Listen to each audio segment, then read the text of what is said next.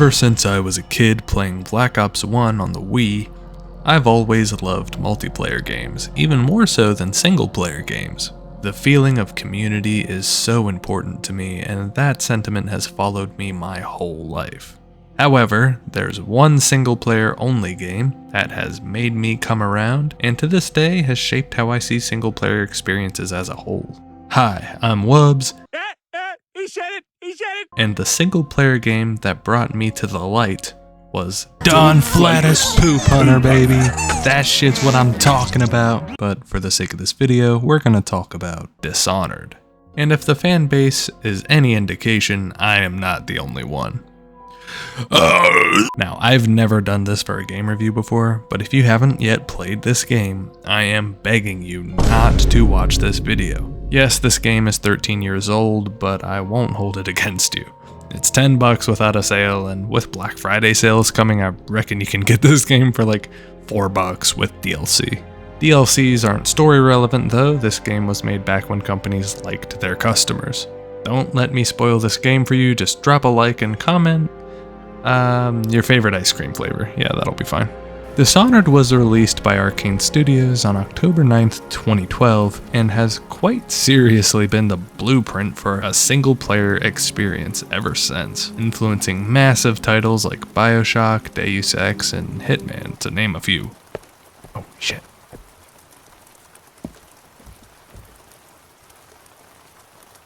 The story was simple at its core, but made complex by just how much you could manipulate it, and how well fleshed out the game's environments were, especially for the time. I'm gonna get to all of that and more right now, but first, I want to thank you all for supporting the dream. It's more than I deserve.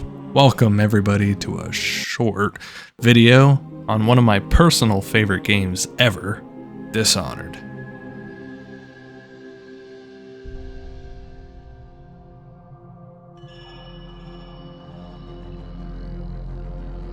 The game starts with a short prologue, where a lot is set up just from the opening scene. Firstly, we see our current setting relies heavily on boating to traverse. And secondly, we learn a lot about our main character, Corvo, as he returns from a trip. It's established early that it's strange for you to have been absent for as long as you were, but this was because you were reaching out to other cities for help with a cure to the rat plague. Besides, I'm sure this absence isn't gonna have any immediate dire consequences. Oh man. The setting is already striking, the potent world building in the first couple minutes of the game making you as immersed as you could ask to be. Then we're introduced to the child. Emily is basically your baby, and you are her royal protector. Then there's her mama, the Empress, which throughout the course of the game you interact with and grow closer to, butting into a romantic subplot. Oh man. Yep, she's murdered, Emily's kidnapped, and you are immediately put on the chopping block. Take him.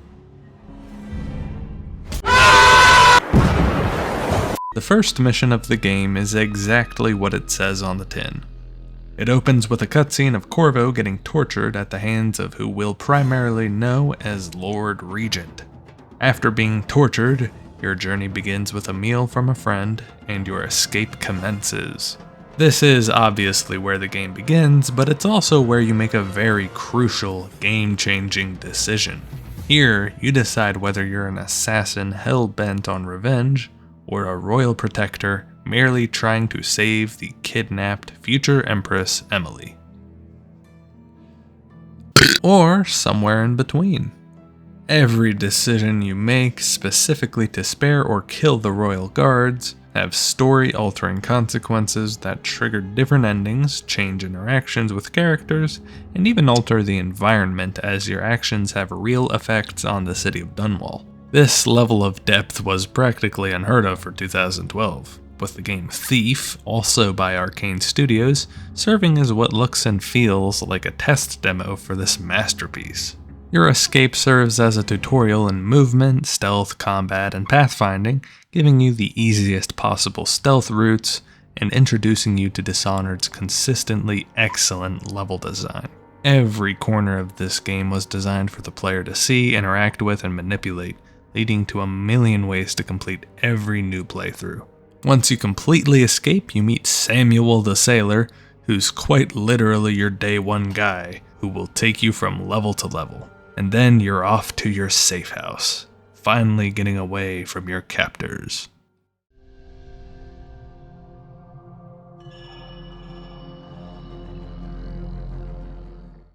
The Hound Pits Pub is the main hub for your character, where you upgrade and buy gear from Piero, expand the lore of Dunwall, and build shockingly deep relationships with even the most side-of-side characters. Quick rundown of almost everyone we can meet. Havelock is the boss man, Pendleton is another guy, Callista is one of the friendly maids, Lydia is the former hostess, Piero is the genius and shopkeep type figure, and I cannot remember her name, but she is important later. Your first major mission is an assignment to assassinate the High Overseer. That's this guy. Before you embark with Samuel, you're stopped by who, at first, comes off as an unremarkable NPC maid, but who is quickly given depth through stopping you and begging you to spare her uncle's life. It seems he's fallen down the wrong path, and he's in for the night of his life tonight, unless you help. Once you gain this detail, it's time to go. However, before we go to the High Overseer and kill his ass, there's one really important thing that happens. After we get to our safe house, we run into one of our new friends, the Outsider.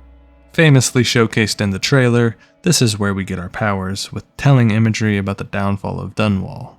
It doesn't immediately pop out as super shocking or anything like that, but in the back of your mind, you're always going to have these images and think about the downfall of this big city. Keep the Outsider in mind throughout this video, as he is a very consistent part of this game. His dialogue is so dependent on your actions, it goes as far as changing depending on where you are progress-wise in the level when you bump into him. I could go on for days and days and days about the level of detail and how many things change around you as you play and the decisions you make. But I'm gonna do my best to spare you some of that, because I could go on forever. Alright, now on to the real first mission.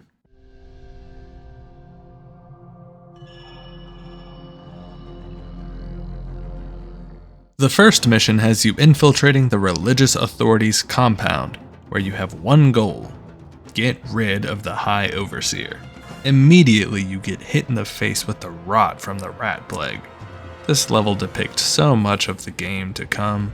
Things like the on-the-fly exploration, the fun side quest with Granny Rags and Slackjaw and the Bottle Street Gang, that, by the way, rewards you with an in-game buff called a rune, all types of new environments and characters that'll make cameos later, spoiler, and the most important detail that I want to harp on, branching completions.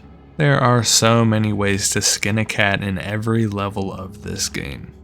No matter how you get rid of the High Overseer, whether you give him the Heretics brand or whether you kill him, you can move on without the High Overseer in the way, and the world changing and adapting to your choice in real time almost immediately hits you in the face. We get clues as to where they're keeping Emily, and that takes us right back to the pub. But first, there's a couple other side plots that we have to get to. Firstly is rescuing Martin, a key player in our success. And second, you remember the maid that was talking to us before we got on the boat? We are given the choice to either kill her uncle or rescue him and hide him away so they can be reunited. Again, whatever you choose, the game doesn't care.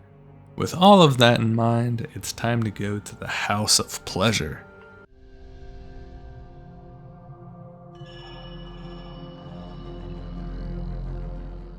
We've come to find out that Emily is being kept at the Golden Cat, a brothel full of political figures, especially the Pendletons. I'm gonna leave you to think about high-ranking political figureheads keeping children in privatized brothels and move forward without mentioning any evidence-backed conspiracy theories that came to light well before the release of this game. Anyways, we're here for two things: usurp the brothers Pendleton and rescue Emily. However, our very own Pendleton is quite distraught, his efforts to bring his brothers to the light side proving pointless. This gives a bit of pause to the mission. We could kill them, sure, but it'd be quite the toll on our ally. Well, I'm sure there won't be any No, I'm stopping myself right there.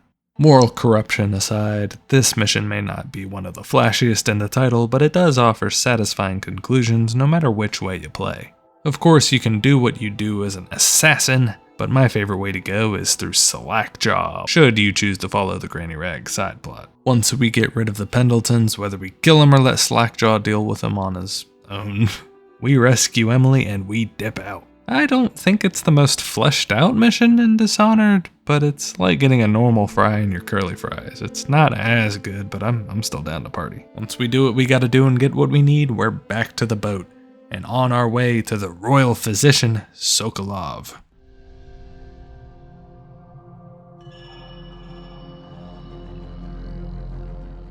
We have located the Empress's physician, a genius whose inventions will help us greatly. The elixirs we use throughout the game to fill health and mana are developed by both Piero and Sokolov, with gangs making bootleg elixir for profit throughout the story.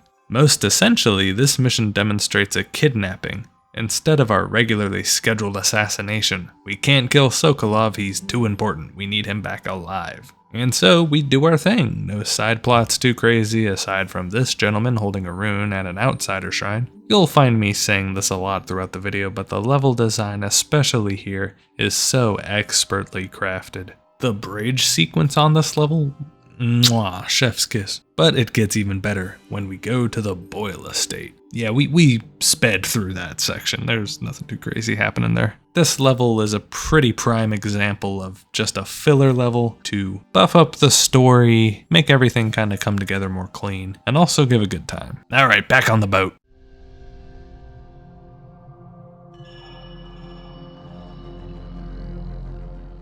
The Boyle Estate masquerade party flips Dishonored on its head almost entirely. The goals are still relatively the same, but we're in a whole new ballgame. The Boyles are hosting a masquerade party where every patron wears an intentionally disturbing mask. The more unnerving, the more appreciated. This, of course, is great for us, as we'll be wearing a mask just like the one in the wanted posters, which is kind of silly. Like, okay, I know the masks are supposed to be disturbing, right? Like, that's the point. Wouldn't the guards have a little pause? Wouldn't they, like, think to, I don't know, like, stop and look? Anyways, our goal is to kill Lady Boyle, who is also a large figurehead in politics. Oh no. I gotta move on. She also has two other twin sisters in identical outfits, and this mission changes every time you play it, making you find the right Lady Boyle through chatting with guests and gathering clues. The routes to get into the most high-class party in Dunwall are quite entertaining. The idea that we're totally fine to enter with the same mask as a wanted man, and the guards not even batting an eye, making me kinda happy, but it's also kind of a plot hole that I won't harp on anymore. This level allows blending in, collecting intel, manipulating partygoers, or just straight up killing Lady Boyle in a lot of creative ways. And I personally love this mission a lot. It forces you to take your foot off the gas and really utilize that suave, expertly crafted aesthetic that comes with stealth games like these. Once you're done taking care of Lady Boyle, either keeping her alive or killing her, then we're free to the next mission, which we think is gonna be the big bad mission. But you ain't seen nothing yet, boy.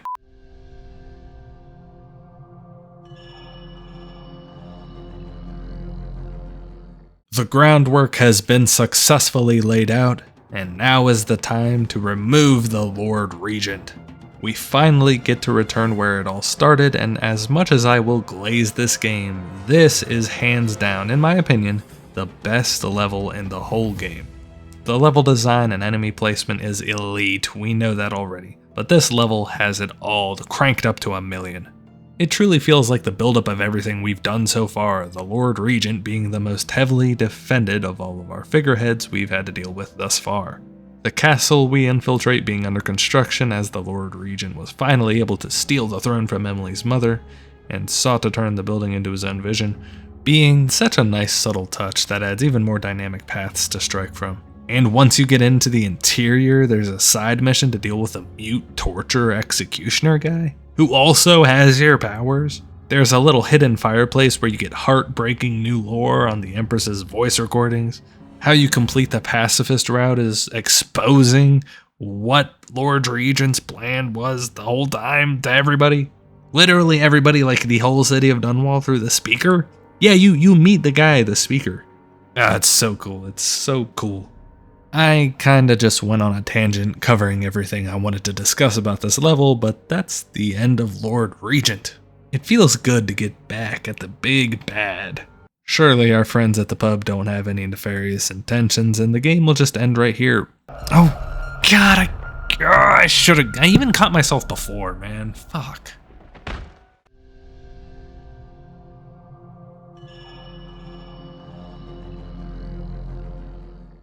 That's right, friends, we have been betrayed once again. All of our allies fully turn on us. The rescued Martin, our Pendleton, and Bossman Havelock. They had to manipulate Emily, and they knew Corvo wouldn't allow it, so they Cosby'd us. However, Samuel came in clutch and gave us a half dose. That's our guy right there. He throws us in a boat and sends us to the flooded district where the assassins that killed the Empress hide out. It's here where we're brought face to face with Dowd, the assassin himself. Of course, we need to get our lick back on this guy and get home to help save Emily. Again. This is what I consider to be the worst part of the game. This level design is so infuriating. Fuck these plant things. Why are you in the game? They serve zero purpose. I hate these things, and I hope the dev that put these in the final draft burns the roof of his mouth on a hot pocket forever. Also, there's like zero alternate routes in this level. You either spare Dowd or kill him, and the route is always the same. Always. It has a cool boss fight, but that fight is not worth the monotony of playing this level again. Fun fact, by the way, do you remember High Overseer Campbell? Well, if you spared him back in the first mission by giving him the Heretics brand, he shows up again where you retrieve your gear as a Weeper. Not gonna go on a tangent about all the details, I just wanted to show you that. I thought that was super cool. It's a shame that I don't like this level so much because it also introduces the Whalers, which are these main guys that are the enemies in this level. Understudies under Dowd, assassins of the highest degree, and they're super cool. They're not like the rest of the enemies we've seen where they'll make some type of noise to let you know that they're coming around a corner if you're playing stealthily. You actually have to utilize everything you got. Unfortunately, this level just doesn't cut it for me. We do our thing with Dowd and we dip back home, having to take the scenic route throughout the city to get back. The Hub Pub has now become a mission space. Think about all your decisions up to this point, who you spared, who you let live, how many you've killed, and who you've met on the journey. It all meets here. For now, I'll cover the pacifist run choices and show you what we get. Now we have to figure out who's left after Havelock went on a killing spree. And we also have to figure out how to get Emily. Again. It's here we can find Callista and get some detail on what exactly happened. We also see Piero and Sokolov. It looks like they were getting busy making some type of massive weapon that only harms enemies and spares good guys. Convenient. Anyways, we need to get to the final blueprints from inside the pub, and once we do, we can choose to either fry every royal guard or put them to sleep. Once we make our choice, we're good to signal Samuel and reunite for one last hurrah against Havelock. Of course, we put them all to sleep.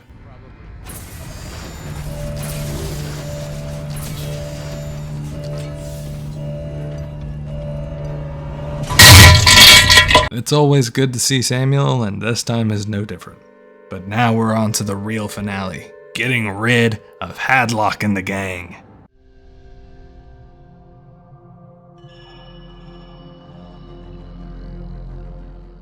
Samuel boats us in, gives us one last vote of confidence, and it's time to put this to bed. Once we get rid of Havelock and the rest, Emily can take over as Empress, as she should. It's truly a tall task to get to the top of this tower, with plenty of routes until you get to the tower itself. This really is the hardest level of the game, forcing the player to use all of the tools available to them until you get to the lift and reach the end. Fighting or sneaking our way all the way up, we see Havelock, drinking, facing away from you, as the remaining conspirators sleep around the table. This is your chance to get even on all of them, but to this point, you've had mercy on everyone who's wronged you. It's as Samuel said, through it all, you've stuck to what truly mattered, and the world is all the better for it. Now all you have to do is swoop in and finish the job the same way you started it. Once Havelock is subdued and you hear Emily call out, for the last time you free her, and she just asks you if she gets to be Empress. They did such a good job capturing her childlike innocence. I haven't harped on these at all, really, but there's a lot of notes and books throughout the game, and sometimes you see notes from Emily, and they're written exactly like a child would write them, and her dialogue is no different. All she knows is that she's supposed to be Empress. That's her whole motivation, and she kind of just serves as a Princess Peach of this game, but in a really well done way. And just as people seem cruelty on children, it kind of makes us mad, so it's an effective tool in that way too. And then, the thing we all did it for, the most impactful part of the ending cutscene that rolls to the credits. I'm gonna play the whole thing in full. Like I said, if you didn't listen to me the first time about the spoilers, at least skip now. But if you're here, then it doesn't matter. Let's just play it. So ends the interregnum, and now Emily Kaldwin I will take her mother's throne after a season of turmoil. You will stand at her side, Corvo, guiding her young mind and protecting her from those who seek to exploit her or cause her harm.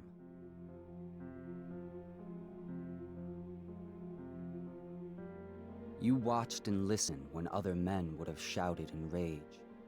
You held back instead of striking. So it is, with the passing of the plague and Emily's ascension, comes a golden age, brought about by your hand.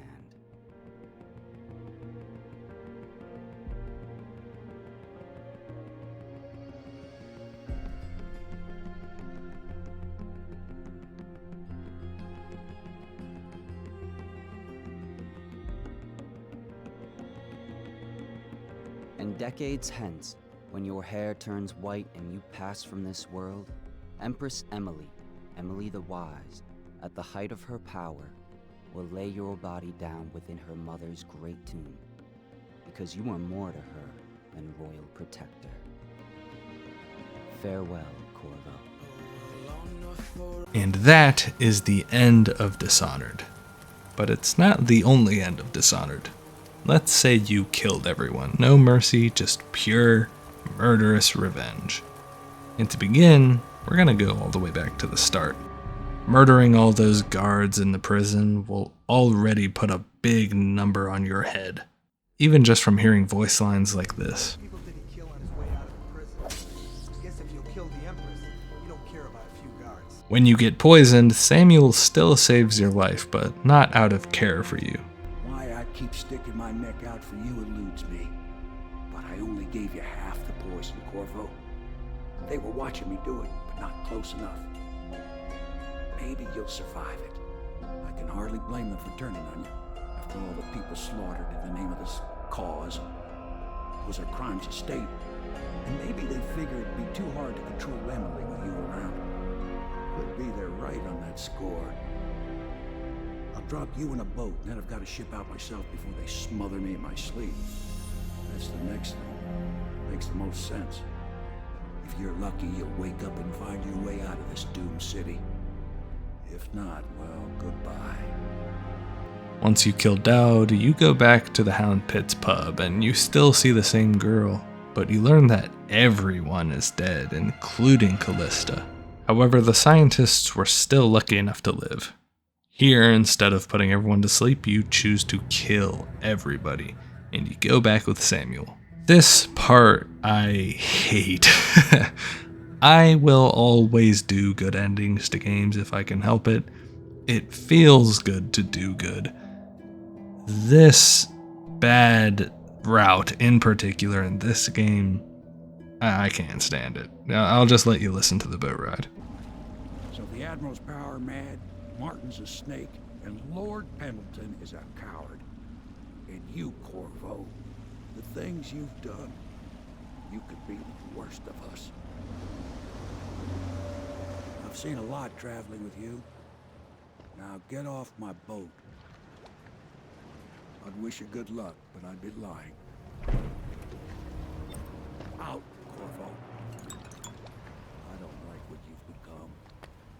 better than these traitors.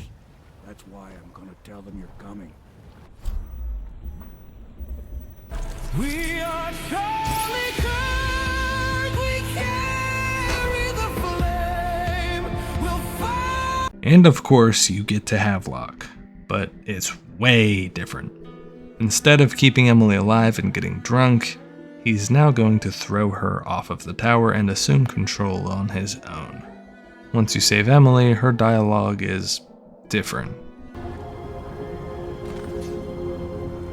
I always knew you would come. You're my hero. The others are all dead, aren't they? That's alright, because I was going to have them killed anyway. I am going to be Empress.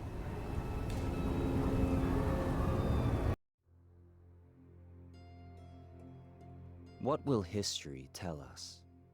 That the daughter of a murdered empress ascended the throne up a mountain of corpses, carried by an assassin named Corvo? No. They'll say that little Emily Kaldwin I came to power in an age of terror and corruption, and that she did her best in a world that is not kind to little girls or empresses.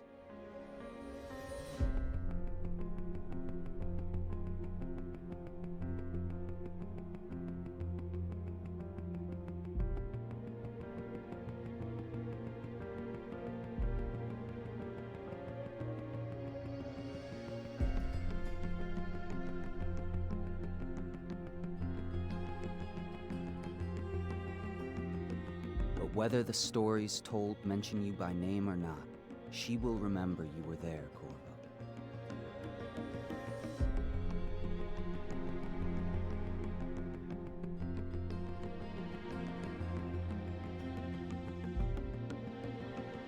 And that, friends, is the official end of Dishonored. Until the sequel, but that's another thing. I love this game, and I truly think it's a masterpiece, but I can't just kid myself. There's some problems.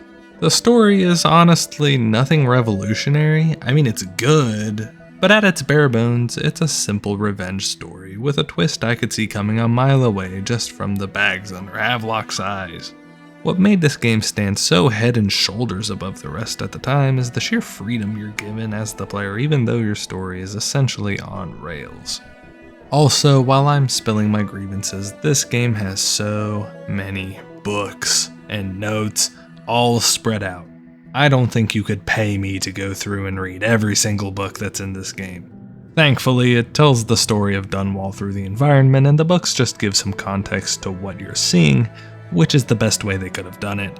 But it's just annoying feeling like I'm missing something because I'm not reading a textbook of side info while playing my stealth action game. Otherwise, I have absolutely no problems with this game. I think it's great, and the influences it's had, especially on games now, can't be denied.